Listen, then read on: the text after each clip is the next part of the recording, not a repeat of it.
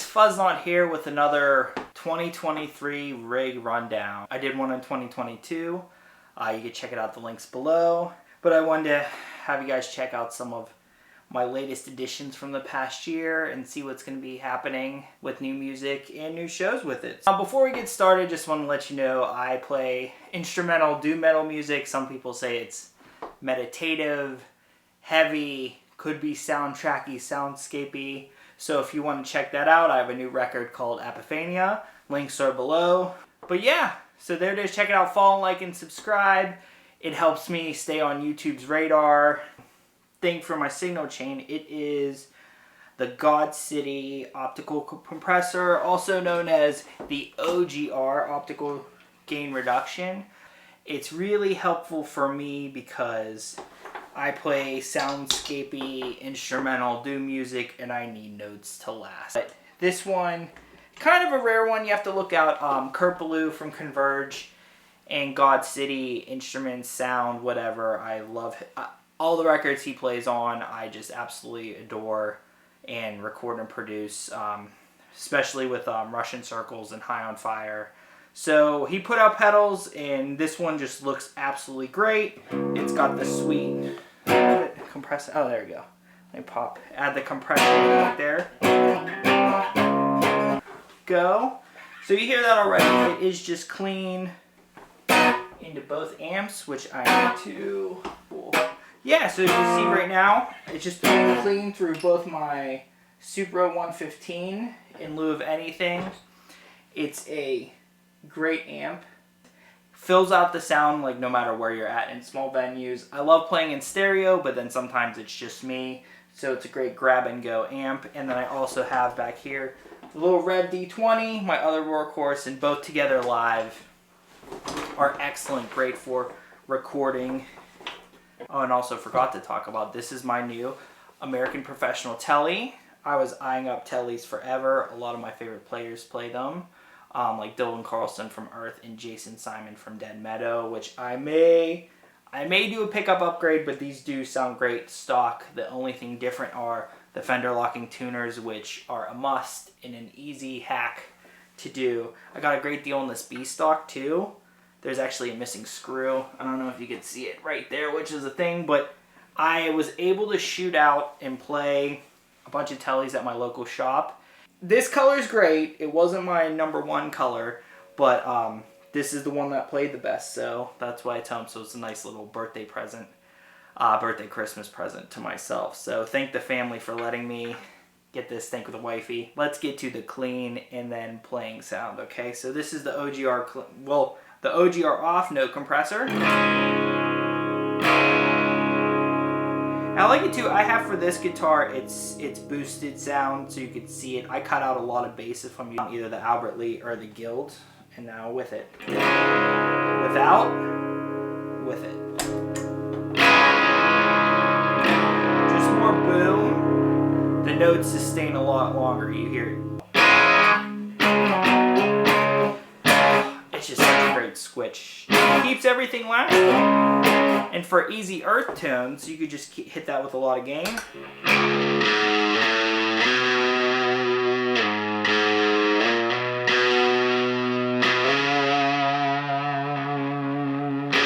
Add a little bit of reverb.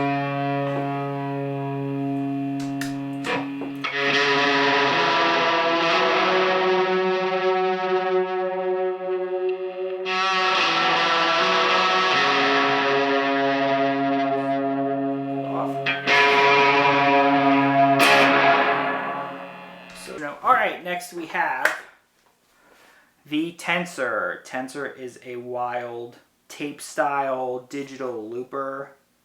Way different than anything I've had, but what I think I'll use it for is adding weird reverse loops, a standard looper. This is way on the surface. There are way better demos that go over everything about this. But some of the things I've liked to find is some of the live effects. Let's see if I have a good one on here.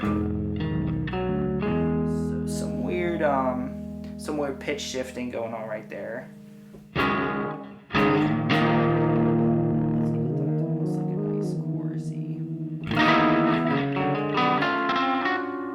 can go wild with just knob tweaking. You have to find the right for live sounds. There we go.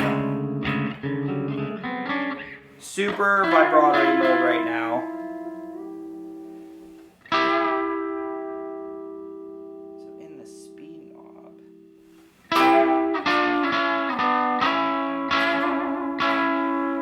And also glitch adds another layer of wildness.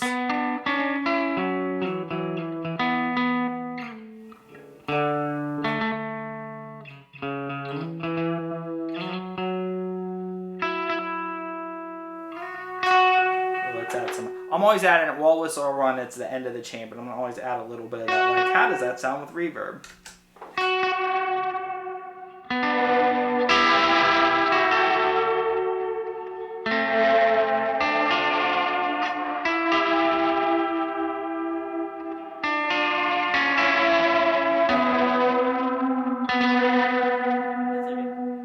That's a nice, like, empty, broken. I love that broken, like, reverb sound with all those octaves. But one thing you definitely could do stutter, so, like... And then with that stutter, you can manipulate it. The knobs go all the way to the left, reverse, or counterclockwise. And then all the way to the front, standard. Increase the time. Compress the time.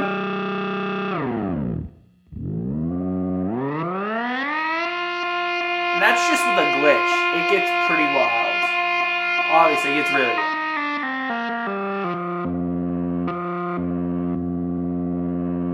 Add the glitches up.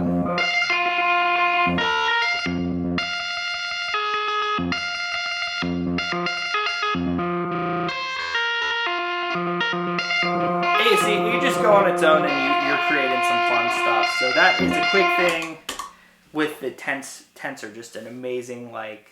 You do a standard looper, but there's tons of just fun stuff.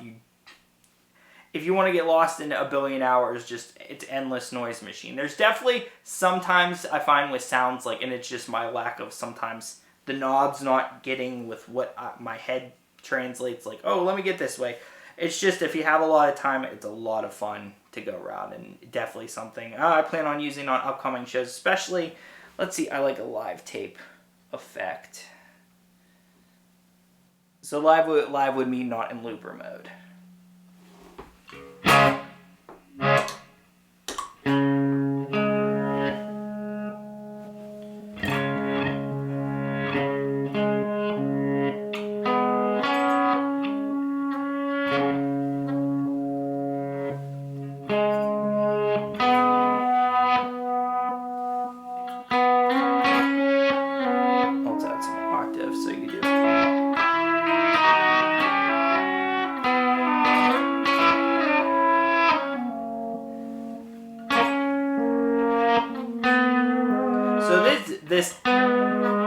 That type of effect's like the real draw. Let's try some of that with the BFR reverb on the R1.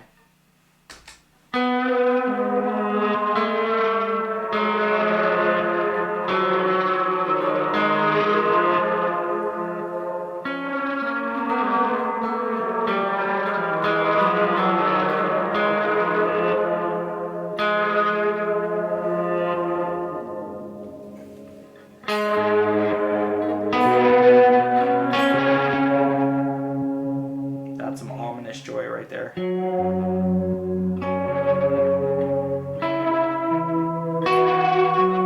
almost get like a step sequencing type thing. Let me just put a quick loop in.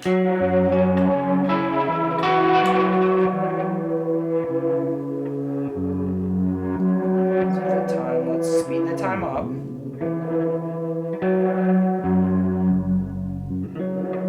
Just mess with the pitch.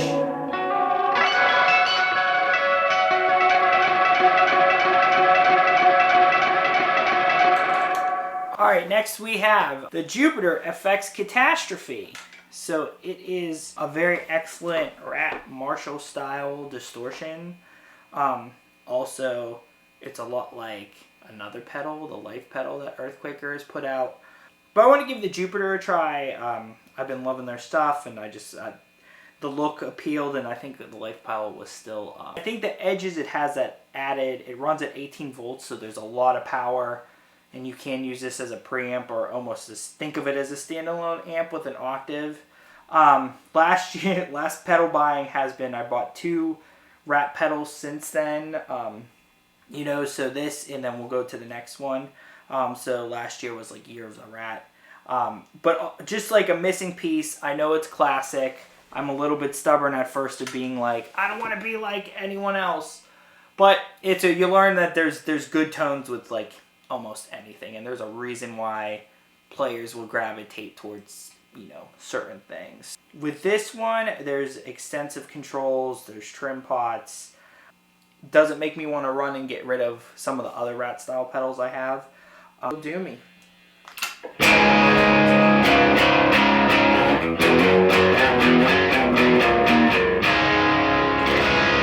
that's almost like Marshall Crunchy.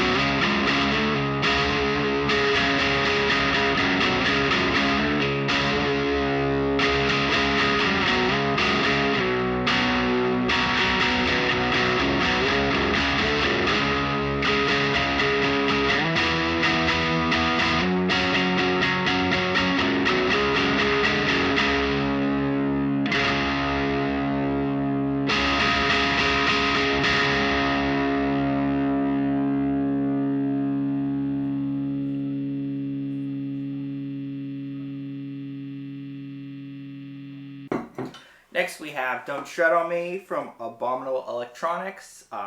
It's my first really favorite Rat style pedal. I got it in a trade after another fuzz I didn't really like, but first play, super simple controls.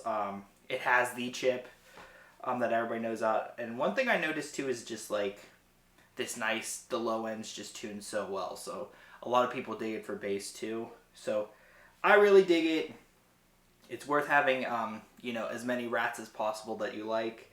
So let's play some sounds. All right.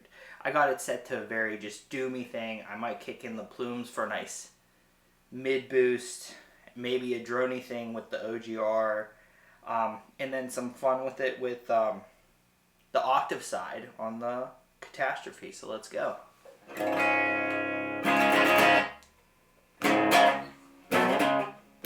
And maybe a little bit of reverb too.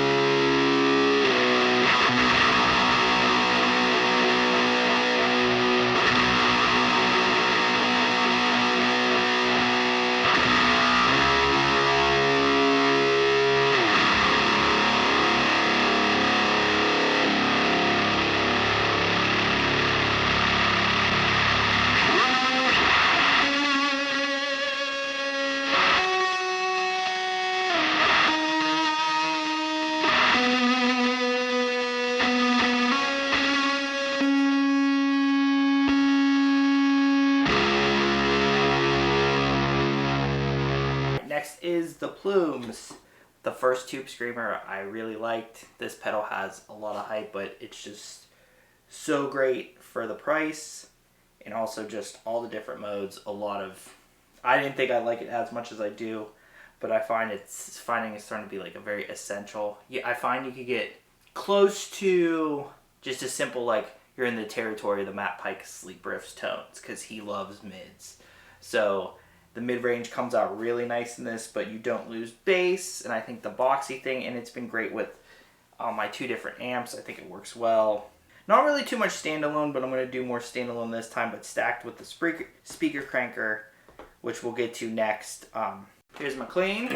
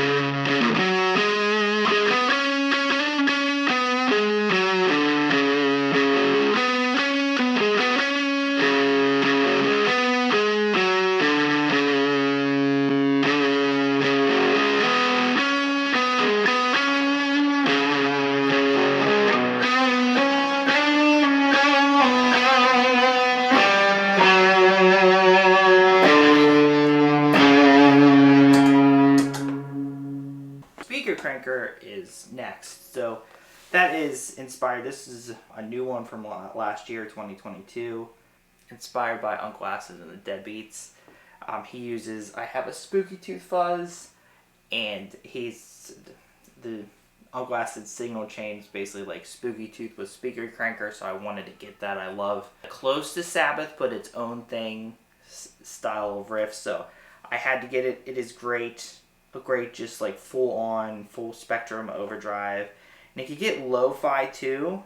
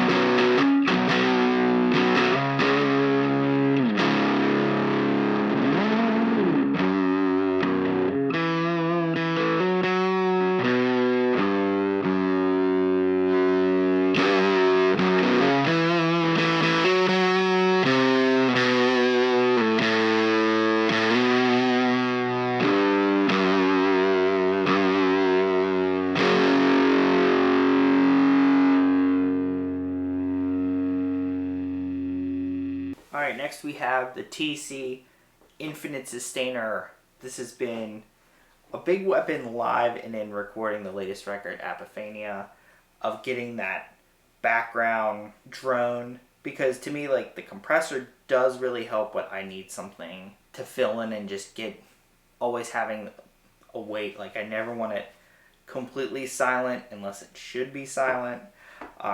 So it's a great tool. I had so much fun, like I would keep a drone, pop it into Logic, and then mess with it.